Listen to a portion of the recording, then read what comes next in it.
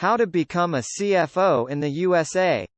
Do you want to become a CFO in the USA? If so, you're in luck.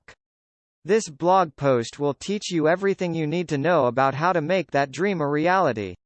We'll discuss the education and experience requirements, as well as what steps you need to take to find a job in this field.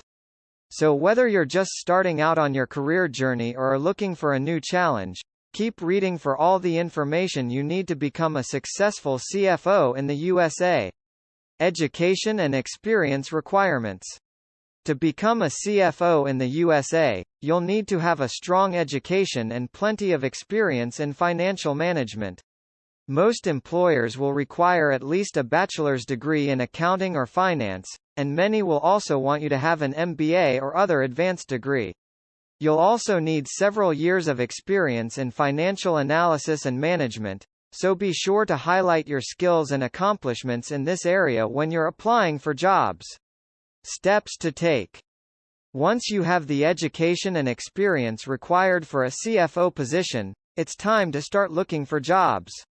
The best way to find open positions is to search online job boards, and you can also network with contacts in the industry to learn about upcoming opportunities.